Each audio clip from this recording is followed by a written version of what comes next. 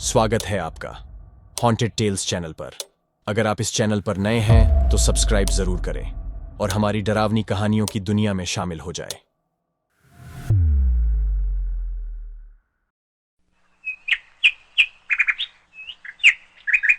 महाराष्ट्र के एक छोटे गांव के किनारे एक घना पीपल का पेड़ खड़ा था, जिसके पत्ते और मोटी शाखाएं चांदनी रात में डरावने साए डालती थीं। गांव वाले फुसफुसाते थे कि उस पेड़ पर मुंजिया भूत रहता है, जो प्राचीन काल से उस जगह पर है। रंजीत, एक निर्दयी और घमंडी आदमी, इन भूत प्रेत की कहानियों पर यकीन नहीं करता था। उसे कमजोरों को तंग करने में मजा आता था, खासकर छोटे विक्रम को, जो उसके घर से कुछ ही दूरी पर रहता था।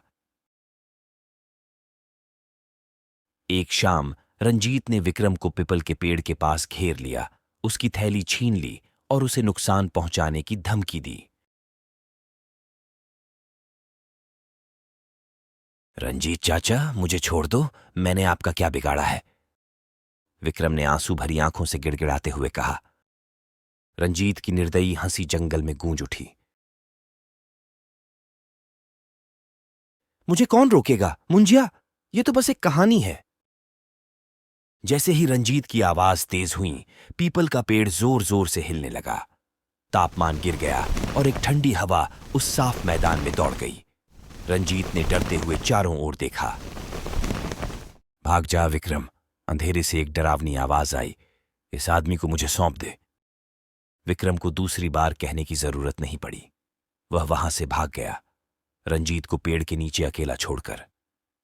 हवा में एक अप्राकृतिक धुंध घेराई और उस धुंध से एक आकृति उभर आई। वो मुंजिया था। उसकी आंखें बहुत डरावनी और लाल थीं, उसके हाथ लंबे थे। जमीन के ऊपर तैरता हुआ वो रंजीत की ओर आ रहा था।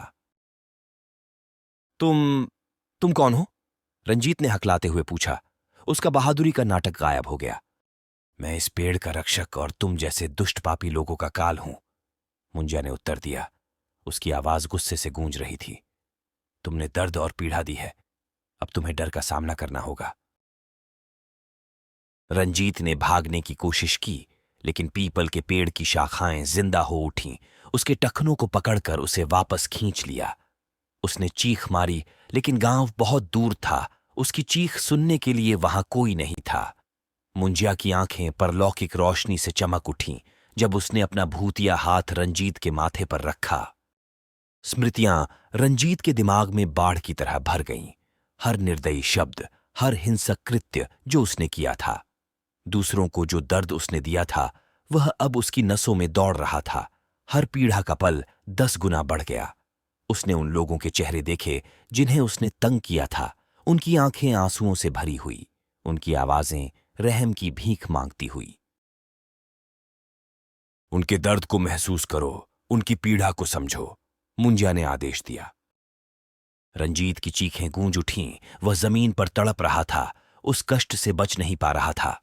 घंटे बीत गए, या शायद मिनट। भूतों की दुनिया में समय का हिसाब नहीं होता। अंततः मुंजिया ने अपनी पकड़ छोड़ दी और झटाएं पीछे हट गईं। हाँफते हुए और टूटे हुए रंजीत जमीन पर पड़ा रहा। उसकी आत्मा टूट चुकी थी, घटना दिल दहलाने वाली थी। मुंजिया करीब आया, उसकी आवाज हवा की फुसफुसाहट सी थी। यह एक सबक है रंजीत, अब और किसी को नुकसान मत पहुंचाना, नहीं तो अगली बार कोई दया नहीं होगी, मुंजिया ने कहा। इतना कहकर मुंजिया धुंध में विलीन हो गया और धुंध छट गई। जंगल ने अपनी चुप्पी वापस पा ली। पीपल का पेड़ हल्की हवा में धीरे धीरे हिल रहा था। रंजीत लड़खड़ाता हुआ उठा और भाग गया। उसके दिल पर अपने पापों का बोझ भारी था। उस दिन से रंजीत एक बदला हुआ आदमी था। वह दूसरों के साथ दया और सम्मान से पेश आता था, कभी भी गुस्से में अपनी आवाज या हाथ उठाने की हिम्मत नहीं करता था। गांव वालों ने यह बदलाव देखा, लेकिन इस पर कम ही बात की, इसे मुंजिया भूत के रहस्यमय तरीकों से जोड़ते हुए। इस प्रकार पीपल का पेड़ गांव के किनारे एक मौन रक्षक के रूप में खड़ा रहा, उसकी कथा यह याद दिलाने के लिए कि कुछ आत्माएं मासूमों की रक्षा करती हैं, और जो लोग नुकसान पहुंचाने की हिम्मत करते हैं, उन्हें कड़ा सबक सिखाने के लिए तैयार रहती हैं। दोस्तों, अगर आपको ये कहानी अच्छी लगी हो तो लाइक करें, शेयर करें और सब्सक्राइब जरूर करें। नई डरावनी कहानी लेकर हम जल्द लौटेंगे। धन्यवाद।